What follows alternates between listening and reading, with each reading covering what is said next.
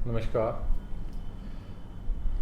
आज हम बात करेंगे बच्चों के निमोनिया की। ये हमारे डॉक्टर साहब हैं, डॉक्टर निरंजना जी, पीजे से हैं, एमडी पीडियाट्रिशियन। बेसिकली जो हमने देखा है, जो रूटीन में प्रॉब्लम आती है बच्चों को निमोनिया की आती है। मैडम जी, जैसे निमोनिया मेरे ख्याल से तो कई तरह का होता है ना। हाँ जी। जैसे बच्चों में कईयों को तो पता ही नहीं चलता, वो खांसी करते हैं बच्चे, कईयों को फीवर होता है, कईयों को चेस्ट की विजिंग मतलब आवाज़ आती है सांस की। तो एंटी कोल्ड, सांस की दवाई, नमूनिया की दवाई, उसके पेट है भी थोड़ा सा बीमार हुआ 2 दिन खिलाया, 1 दिन खिलाया फिर बंद कर दिया, जब फिर बीमार हुआ फिर खिला दिया। ये मैम कैसे कैसे लोगों को ध्यान रखना चाहिए इन बच्चों में, और किस उम्र में ज़्यादा रिस्की होता है ये निमोनिया? ठीक है। जो न्यूमोनिया अभी मौसम बदल रहा है और अभी हम इसी क्लाइमेट में ज़्यादा केसेस देख रहे हैं। वो न्यूमोनिया को हमारे लंग्स या फेफड़े में इन्फेक्शन को हम न्यूमोनिया कहते हैं। ये बैक्टीरिया, वायरस और फंगस की वजह से हो सकता है।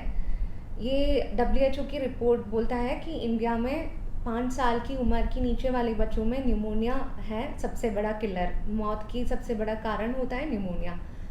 और इसका लक्षण होता है जैसे सर ने बोला कि फीवर, मतलब बुखार होता है, खांसी होता है, सांस लेने में तकलीफ होता है।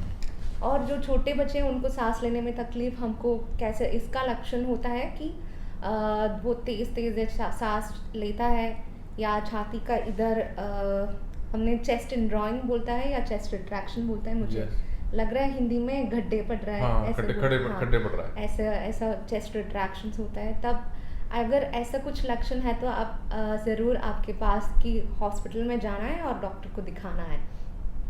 और इसका हम जब एक एक्सरे करके देखने में ये छाती में कितना इन्फेक्शन है वो हमको पता चलेगा।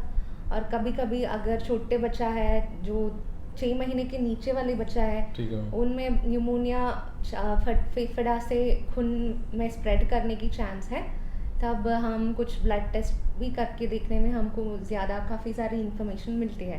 ठीक है। और इसका जो हमारा फेफड़ा है छाती में 2 होता है। ठीक है। इसका काम है शरीर को ऑक्सीजन देना। बिल्कुल। और जब इन्फेक्शन होता है तब इसमें पानी या पस या कीटाणु भर जाती है और इसकी वजह से हवा कम भर जाता है और ऑक्सीजन कम मिलती है बॉडी को। ठीक है। तब ऐसा कुछ ज़्यादा इन्फेक्शन होता है तो ये ज़रूर आपने इसका इलाज देना। शुरुआत में इलाज सीखने में बच्चा जल्दी से ठीक हो जाता है। ठीक है। और इसका अलावा जो वायरस से होता है, इसको हम ब्रोंकियोलाइटिस भी बोलता है। इसका लक्षण भी सेम ही होता है, लेकिन इसमें कम से कम 1 हफ्ता बच्चा को प्रॉब्लम होता है कि ये बुखार होता है और सांस लेने में तकलीफ और खांसी होता है। जो इसका डॉक्टर को देख करके हमने ये इसका प्रॉपर इलाज करना है।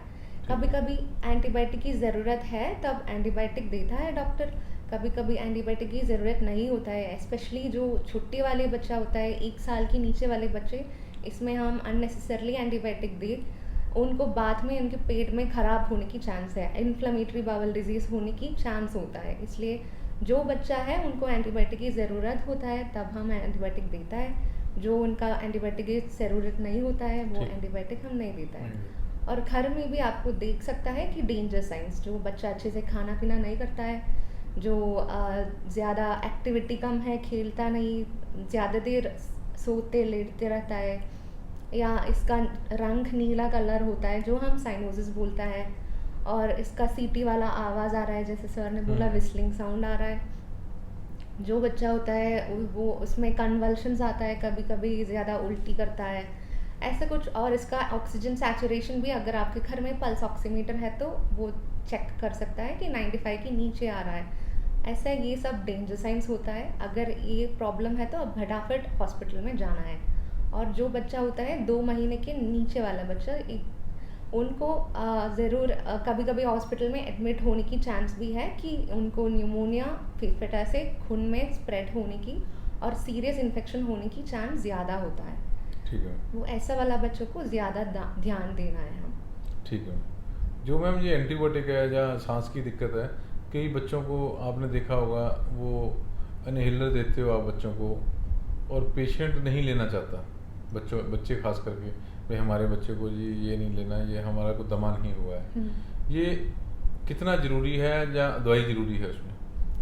ये सर एक्चुअली सांस लेने में दिक्कत काफ़ी सारी चीज़ की वजह से हो सकता है। एक है हम अभी बात कर रहे हैं न्यूमोनिया, एक है ब्रोंकियोलाइटिस, एक है आस्मा एलर्जी, ठीक एक है। है हार्ट की, अगर दिल की प्रॉब्लम है, जैसे हमारा एक पेशेंट था दिल में हो छेद था उनका, अगर ऐसा कुछ प्रॉब्लम है फिर भी सांस लेने में दिक्कत होता है।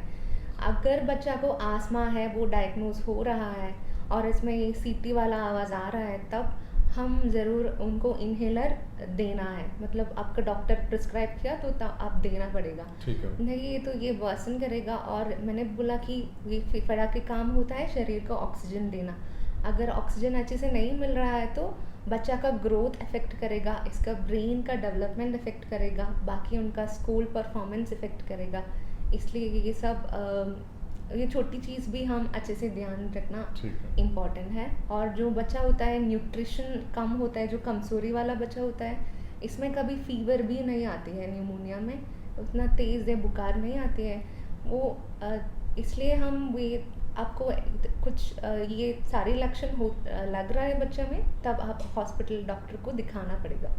ठीक है। बेसिकली क्या है मैम, जिसमें जो बच्चा, मैडम के कहने का मतलब, जो बच्चा कमज़ोर है, शुरू से ज़्यादा कमज़ोर है, उसको बुखार की पॉसिबिलिटी भी कम होगी, क्योंकि उसकी इम्यूनिटी कम है, उसको बुखार भी उतना ज़्यादा नहीं आता, और थोड़ी सी प्रॉब्लम में भी वो ज़्यादा सीरियस हो सकता है। और निमोनिया बेसिकली कोई ज़रूरी नहीं है भी, निमोनिया अलग अलग होता है, सब में एंटीबायोटिक को मैडम के कहने का मतलब नहीं देना चाहिए, और ना ही आपको बिना वजह से दवाई खिलाना चाहिए। सिंपल पैरासीटामोल भी अननेसेसरली मेरे ख्याल से मैडम नहीं देना चाहिए, है ना मैम? हाँ जी सर, वो अगर वो डॉक्टर ने बताया उसी टाइम में उसी डोज में देना है कि ये डोज अलग होता है। अगर हम एक कंपनी का से कैलपुल का ड्रॉप्स है हमारे पास, वो 100 मिलीग्राम है 1 ml में, और सिरप है वो 250 मिलीग्राम है 1 ml में, और डॉक्टर ने ड्रॉप्स देने के लिए बताया और आपने सिरप पिला दिया, इसका डोज अलग अलग होता है। ठीक है। और वो जो बताया है वो ऐसा पिलाना है, और अगर आपको कुछ डाउट है तो वो कंफर्म करके पिलाना है ठीक है। बच्चों को। क्योंकि पैरासिटामोल भी अगर ज़्यादा हो रहा है तो लीवर को प्रॉब्लम होता है, और जो बच्चा को वो कंजेनिटली लीवर में कुछ प्रॉब्लम है, उनको पैरासिटामोल दे दिया, हाँ, वो दिक्कत आएगा, वो भी दिक्कत आएगा। बेसिकली मैडम के मतलब बताने का मतलब, बेसिकली आप लोग थोड़ा सा बच्चा शरीर गर्म हुआ, आपने पैरासीटामोल पिला दी, कारण कोई नहीं ढूंढा, कोई ज़रूरी नहीं है, वेट करो, एक दिन वेट कर लो कम से कम, बुखार चेक करो, 100 से ज़्यादा बुखार है तब उसको दवाई पिलाओ। अननेसेसरली पैरासीटामोल भी नहीं देनी है, क्योंकि वो भी हमारे लिवर में नुकसान करती है, और वो फिर बच्चे को आने वाले समय में दिक्कतें जो आएंगी वो फिर आप सामना नहीं कर पाओगे।